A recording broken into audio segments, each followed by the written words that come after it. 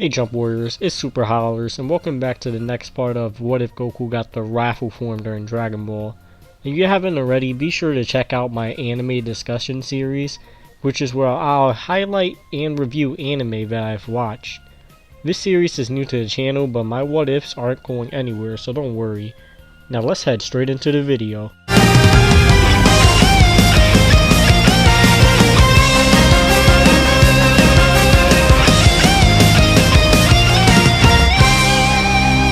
Last time, the Z-Warriors used the warning Trunks gave them to train for the androids, which allowed Vegeta and Raditz to unlock Super Saiyan.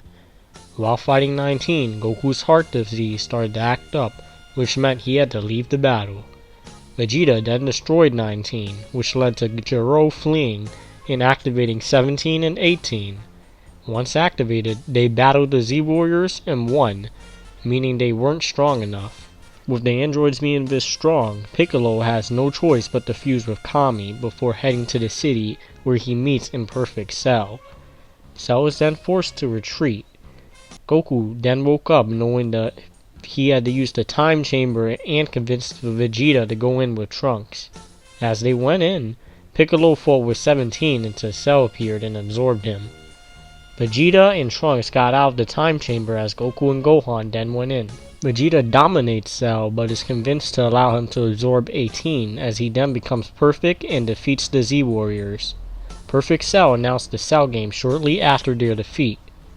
Goku and Gohan got out of the time chamber much stronger than they were before, and the time before the Cell games began. After 10 days, the Cell games arrived as Goku fought Cell but gave up as his wrathful Super Saiyan form drained most of his energy. Gohan then fought against Cell as Cell released his Cell Juniors, and Gohan became a Super Saiyan 2 after 16 sacrifice. Being overpowered by Gohan forced Cell to attempt to destroy the planet, but this failed as Goku sacrificed himself to save it. Cell then came back stronger as he had his Kamehameha clash with Gohan, but was still defeated in the end. Goku then decided to stay dead, but now 7 years has passed. Gohan is in school and has been the Great Saiyan Man for a while now. Meanwhile, Vegeta has been training non-stop for 7 years but still cares about his family. Raditz, on the other hand, has been training with Piccolo occasionally to make sure they are ready for any threats to the Earth, but he does visit Gohan's house from time to time to check up on him, Goten, and Chi-Chi. Recently, it was discovered that Goku will be visiting for the day and will be entering the World Martial Arts Tournament, which has all his friends and family excited to see him again. Eventually, the day of the World Martial Arts Tournament arrives, and everyone goes to the tournament where they can meet Goku. Seeing Goku again lightens everyone's mood as they all prepare for the tournament. The tournament itself is mostly the same aside from the inclusion of Raditz joining. The Z-Fighters still meet Shin, and Videl is still beaten by Spopovich, as Gohan then has his energy drained by Spopovich and Yamu in the following round. After draining Gohan's energy, Spopovich and Yamu leave as Shin follows and the Z-Fighters decide to help him. Shin explains the situation to them while in pursuit. When they arrive to Babidi's ship, Piccolo and Krillin are turned to stone by Deborah before retreating back into the ship. With the only way to turn them back to normal being to defeat Deborah, the Z-Warriors head into the ship. As normal, Vegeta battles first and easily defeats Pui Pui. The second battle is against Yakon, where Goku unleashes some of his power and beats Yakon as well. When they meet Deborah, Raditz and Gohan are the only ones who haven't fought yet, but Raditz agrees to having Gohan fight as Gohan wants to save Piccolo and Krillin really badly. Gohan's fight with Deborah is the same as the original, while Vegeta begins to get angry, calling Gohan weak since he didn't keep up with his training. During this, the World Martial Arts Tournament continued as 18 beats Mighty Mass since he was disqualified, but loses to Hercule because he agrees to give her the prize money if she let him win. Vegeta, who is still eager to settle the score of Goku, gets controlled by Babidi and becomes Majin Vegeta, who is far more powerful than in the main story due to pushing himself in his training for the past 7 years. This leads to his fight with Goku, as they both enter Super Saiyan 2 and battle it out. During the battle, Vegeta's obsession to defeat Goku pushes him past Super Saiyan 2, as he transforms into a Super Saiyan 3 and begins to dominate the fight against Goku. On the losing end, Goku is forced to go all out as he shows a new form that he had been working for the past 7 years.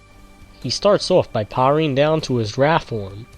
Once in his Wrath form, Goku attempts to enter Super Saiyan, but instead his hair spikes up and remains black.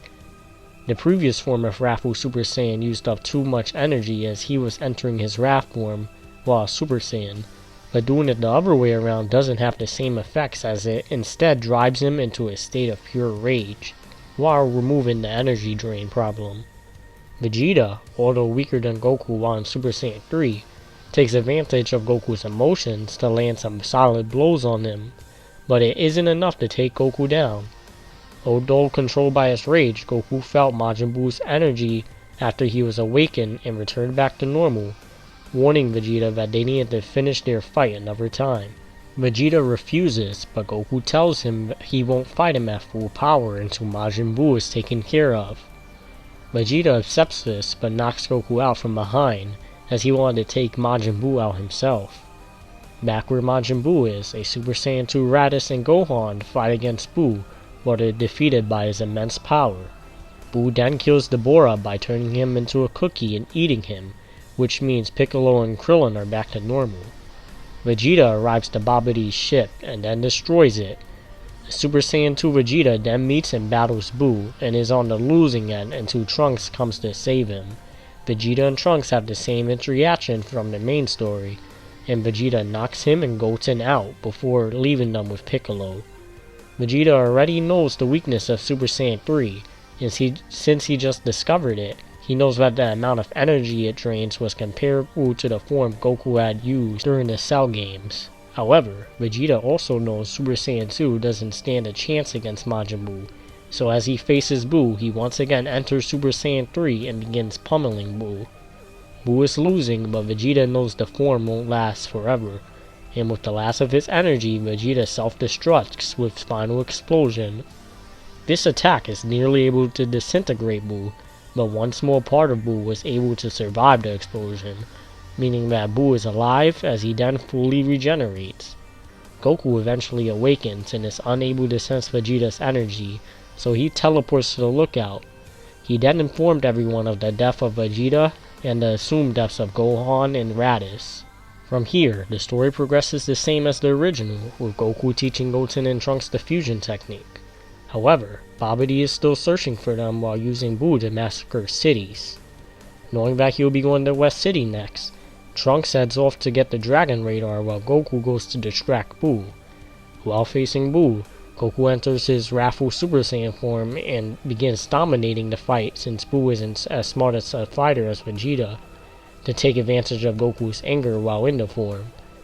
Once Trunks gets the Dragon Radar, Goku returns back to normal and tells Buu not to kill people for 2 days until Goten and Trunks were ready. After Goku leaves, Babidi is killed off by Buu like normally.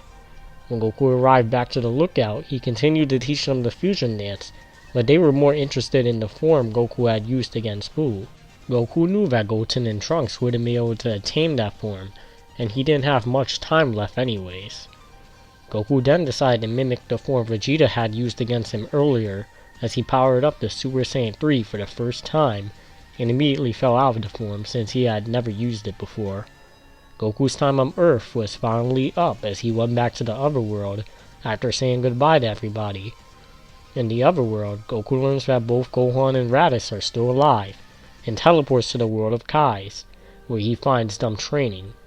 Gohan is wielding the Z-Sword, as he gets better using it by sparring with Raditz. During this training, an accident occurs which causes the Z-Sword to break as the old Kai emerges. From here, the old Kai agrees to unlock Gohan's potential as the process starts. Back on Earth, Buu and Hercule have bonded just like normally, until Buu splits into Good Buu and Evil Buu, where they fight and Evil Buu wins by eating Good Buu, which transforms him into Super Buu. Super Buu then rushes to the lookout after gaining the ability to sense Ki.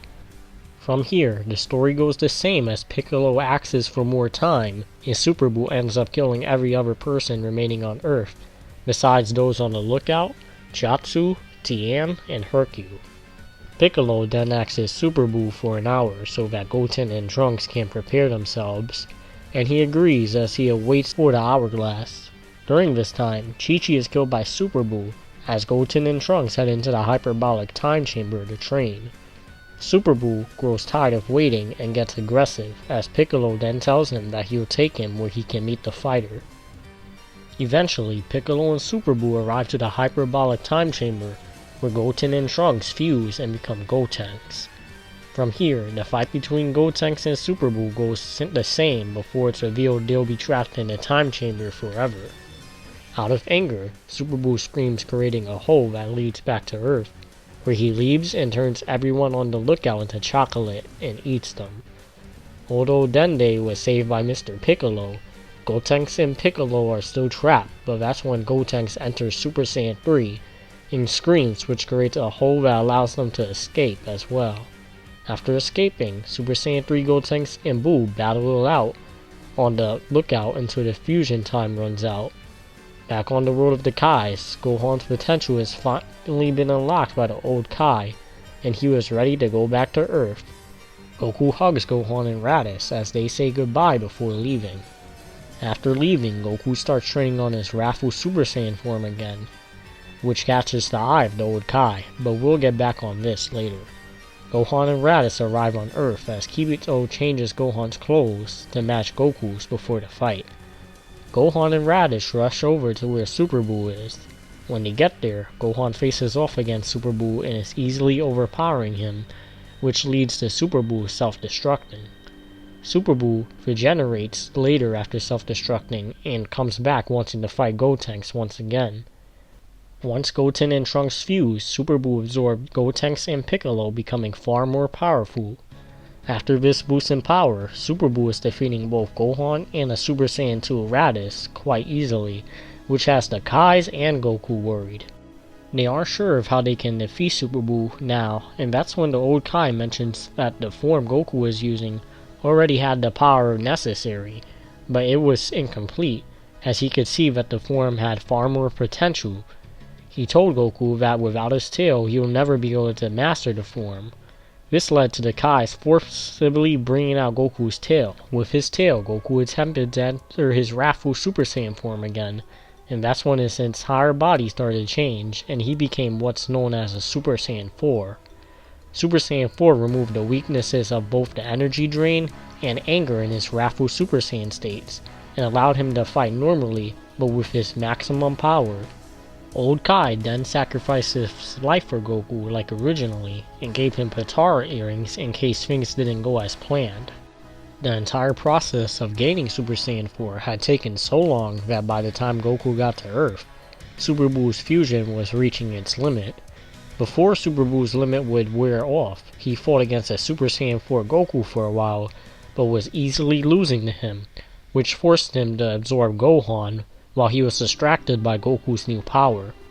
With Gohan absorbed, Super Buu's power increased drastically, which allowed him to put up a better fight against Goku, but even with this power-up, Super Saiyan 4 Goku was still overpowering him. Like Vegito, Goku allowed Super Buu to absorb him, as everyone thought the universe was doomed. Raditz, on the other hand, was enraged seeing Goku get absorbed, and pushed past his limits to become a Super Saiyan 3. With not much left to do, King Yama sent Vegeta to Earth. When he arrived, Vegeta entered Super Saiyan 3 and fought against Super Buu alongside Raditz, but it was clear Super Buu was toying around with both of them to test his new power. Before he had been absorbed, Goku handed Raditz earrings and told him he can use them to fuse by placing them on the opposite ears, in case the fight went south. Knowing this, Raditz told Vegeta, and they argued for a bit, but he had no choice but to agree since it was their only option. Raditz and Vegeta put the earrings on and became Vegeta. Super Saiyan 3 Vegeta fought against Super Buu and was outpowering and winning the fight. Meanwhile, inside of Super Buu, Super Saiyan 4 Goku had gotten to everyone and released Gohan, Goten, Trunks, Piccolo, and even Fat Buu, as he had sensed that he was the good Buu and didn't want to waste this opportunity to save him. As Vegeta continued his fight with Super Buu, Buu suddenly started steaming, causing Vegeta to pause in confusion as Super Saiyan 4 Goku came out along with everyone in Fat Buu. After putting everyone down in a safe area, Goku headed off to Vegeta as he recognized Raditz and Vegeta's energy and apologized that they were forced to fuse because of a misunderstanding. However, Vegeta's fusion wore off as he turned back into Raditz and Vegeta, revealing that the fusion actually had a time limit. Although the limit was supposed to be an hour, the use of Super Saiyan 3 had reduced the time limit to about 45 minutes. Out of energy, Raditz and Vegeta fell unconscious to the ground before Goku grabbed them and set them alongside everyone else. Goku looked back at Buu, who had become much weaker and was now Kid Buu. Kid Buu launched the attack attempting to destroy the planet, but Goku responded with a 10 times Kamehameha that easily pushed the attack back at Kid Buu and killed him, as Buu's reign of terror finally came to an end. With Kid Buu killed, Goku freed Gohan, Goten, Trunks, and Piccolo from their pods, before they woke up alongside Raditz and Vegeta. Goku explained the situation to them, and he used Namek's Dragon Balls to bring everyone good killed by Buu back. It seemed as if Vegeta was going to have to return to the otherworld with Buu defeated, but as the wish was made, his halo disappeared, revealing that he had changed throughout the course of the arc because of his early sacrifice in choosing to fuse with Raditz. Vegeta wanted to kill Fat Buu, but Goku and Hercule both vouched in for him, and since Goku was the one to defeat Buu, it was his decision. So the second wish on Namek was to fix all the destruction Buu had caused to the Earth, and the final wish was to have everyone else besides the Z Fighters and their friends forget about Buu so he could live on Earth with Hercule peacefully.